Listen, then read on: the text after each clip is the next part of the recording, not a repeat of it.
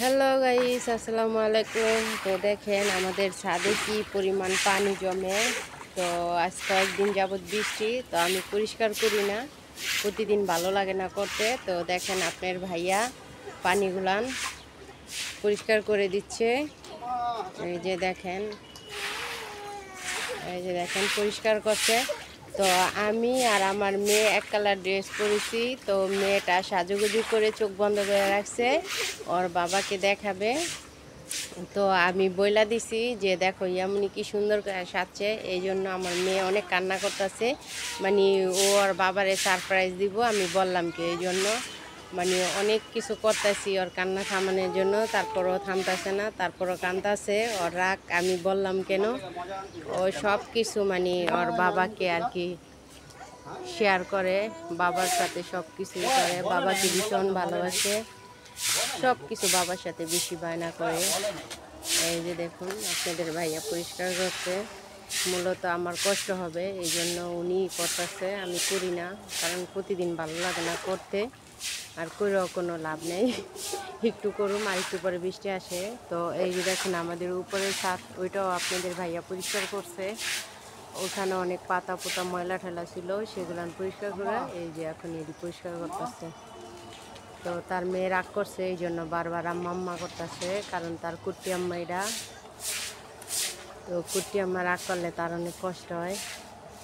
হাজার কষ্টের মাঝে মেয়েকে মানে আদর ভালোবাসা দিতে কখনো ভুল হয় না।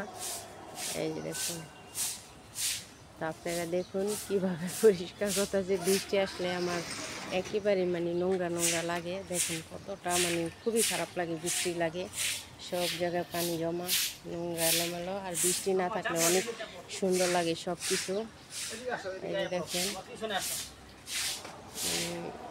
খুবই মানে বৃষ্টি একটা অবস্থা বৃষ্টির দিনে। এই যে বুঝছেন, স্ত্রীর কষ্ট হবে বিকাশ, আমি সেটা পরিষ্কার করে নিচ্ছে। মূলত এটা অতিরিক্ত ভালোবাসা থেকে, মানে ও সবসময় আমার পাশে থাকে, আমার সব ব্যাপারে হেল্প করে যতটুকু পারে।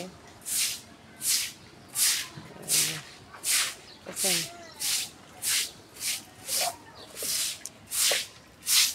ওই সে আর কাছান লাগবে না, এখন একটু ফালায় গোসল করতে যায়, দুপুরে হয়ে গেছে, খাওয়া দাওয়া করতে হইব। এত সুন্দর দিয়ে কি হইব কও? তাই এত পরিষ্কার দিয়ে কি হইব কও? শুনতে পাচ্ছেন কি বলছে?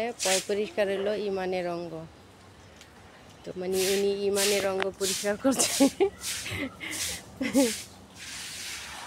এই যে উনি এখনো কান্না করতেছে। এই যে দেখুন এমনই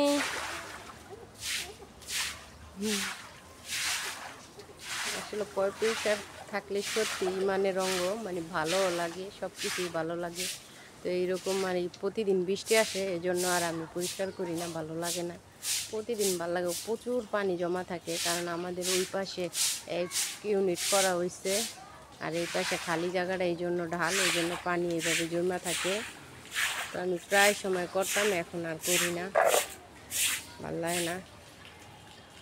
এই যে দেখেন আপনাদের ভাইয়া ঘেমে কি অবস্থা। তো অনেক কথা বললাম। তো আমাদের ভিডিওটা যদি ভালো লাগে লাইক করবেন, কমেন্ট করবেন। আসসালামু